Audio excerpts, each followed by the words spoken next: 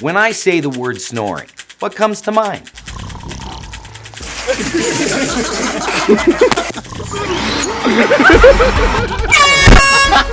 Most people think of snoring as funny, something to laugh at, right?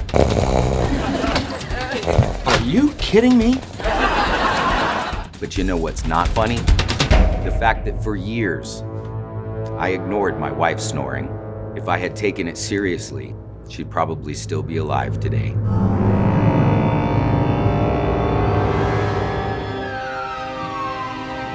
I will never forget the day, walking into my bedroom, my 3-year-old holding her mother's hand, and she said, "Daddy, Mommy's cold, and she won't wake up." And her story is not the only one. And we begin with the passing of a Hollywood legend and an American original. Carrie Fisher, dead at age 60. Her cause of death now ruled in part sleep apnea. A new report claiming that sleep apnea may have played a part in the death of Supreme Court Justice Anthony Scalia. Study shows that people suffering from severe sleep apnea are almost twice as likely to die early. My wife, Carrie Eckenrode, died October 27, 2015, from sleep apnea. After the funeral, I remember all these people asking me, what is sleep apnea? I have a condition, I don't know if you guys know about this, it's called sleep apnea. If you don't know what sleep apnea is when you're so overweight that your body weight crushes you and murders you while you sleep. Wake up, we have a mortgage, wake up. Not in this economy, you're not leaving. I had no idea sleep apnea was such a big problem. I always thought sleep apnea just affected fat people. But after doing some research, I was stunned. As many as 1 in 3 adults suffer from this condition.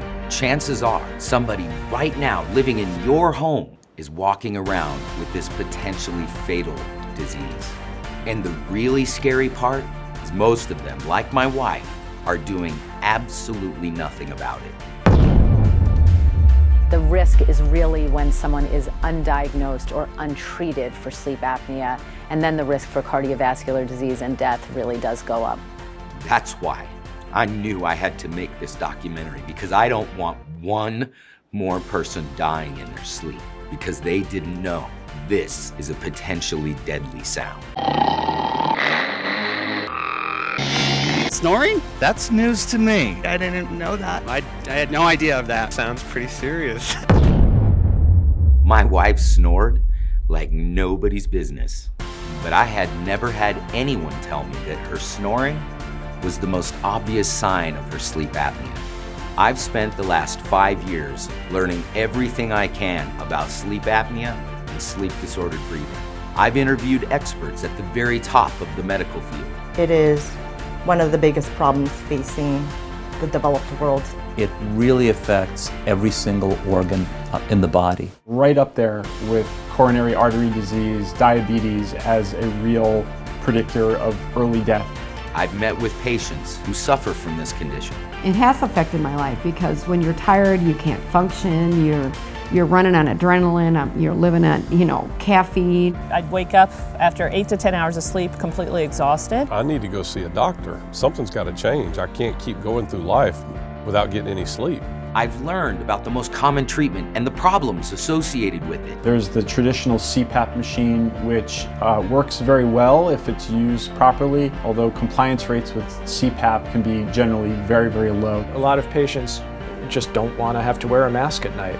He had one of those masks that are sometimes worn overnight. He was not wearing the mask on the night of his death. Is trying to treat disrupted sleep by actually being a disruption to sleep.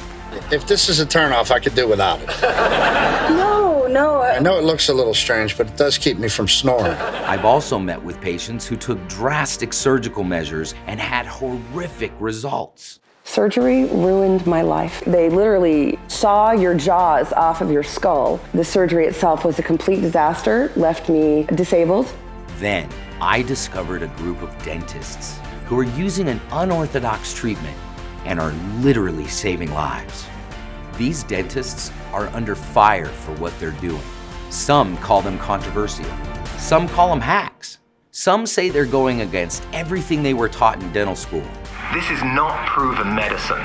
But to those they treat, they're called miracle workers. It changed my life. I don't have to use the CPAP anymore. I have a better quality of life now.